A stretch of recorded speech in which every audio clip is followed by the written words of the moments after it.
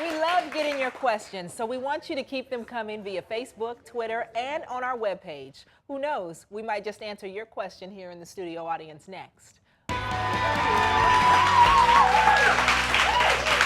back to the Daily Helpline. We're here with Brandy, and we're about to answer some questions you ask our camera crew. You guys ready? I'm ready. Yes. All right, let's do it. Let's see the first. Hi, I have a friend that I'm really worried about. Sometimes he doesn't leave the house for days at a time, and I don't know if he's agoraphobic or has anxiety or is depressed, but I'd really like some advice so that I could help him.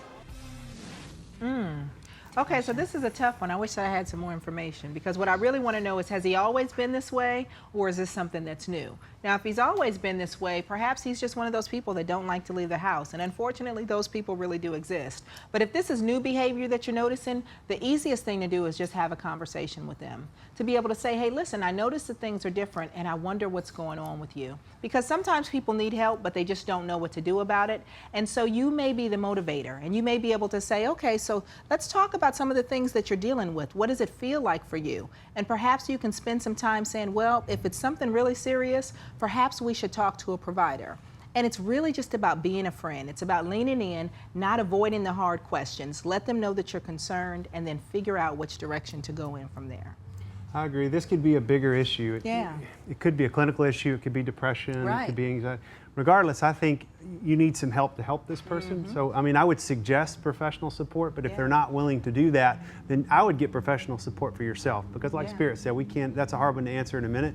What I would suggest you do is call our helpline at 1-800-875-HELP and ask the people standing by there, how do I help my friend? Because I know they need professional support, because a lot of times the things that's standing in between it is not this general advice of go see a counselor. Right. It's, I have talked to somebody, I've got them lined up, this person is in our neighborhood and they can help you with this. Yeah. What can I do to remove the obstacle to make it easier for you to walk through and get help? Absolutely.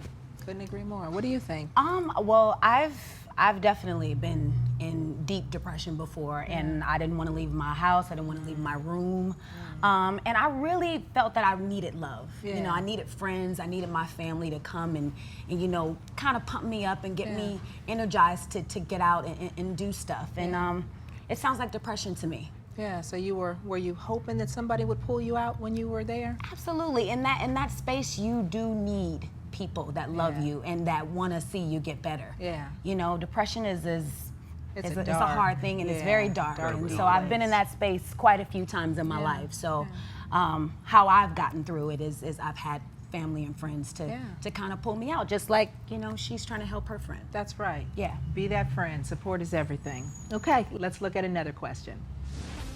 So my mom's always getting mad at me that I'm on my phone during dinner, but it's like, how else am I supposed to make plans? Like, can someone please tell me what the big problem is? Girl, the problem is your attitude. Okay. No, I'm sorry. Yes. Go ahead, go with that. Go with that. I'm sorry. I mean, that was my first reaction. It was so off-putting. I can't understand. I would want to just reach across the table and say, where is my child? Because you are not it. That is just a whole lot. And can't you make dinner plans before?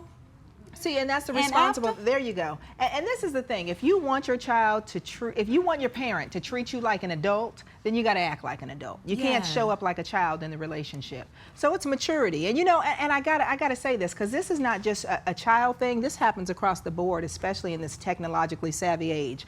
Everybody is on their cell phones. Even at dinner, we're on our cell phones doing all kind of things. And you know, my friends and I, we have this thing that we love to do now. We take all of our cell phones at the beginning of a meal. We turn it on vibrate or silent, and we set our phones in the middle of the table. Have you seen this? Yes. I do and that. the first person that picks up their cell phone is responsible for the meal. Come on now. Period. Yes. And let me tell you what it does. It forces you to show up and be present in your moment. Stop going and collecting with your family, because what your mom is really saying is, hey, we'd like for you to show up and pay attention. You're here, please be here. That's what the real message is. We just want to talk and connect and get to know each other Hi, more. we're here. You know? Hear us, remember us? Yes. I agree with connect. that. Miles is looking like you guys are absolutely Sorry, crazy. Miles.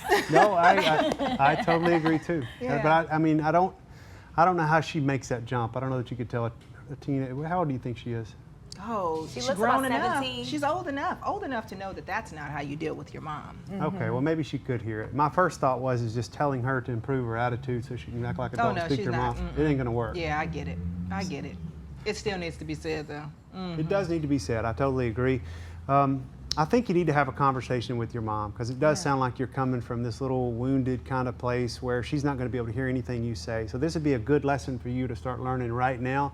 It's all in the delivery. If you want to be heard, you got to speak to somebody with respect. Yes, the approach. Yes. Last time that Brandy was with us, she asked us a quick question of her own. Well, after the break, we have to get her back for more. Oh, gosh. Stay tuned to the Daily Helpline.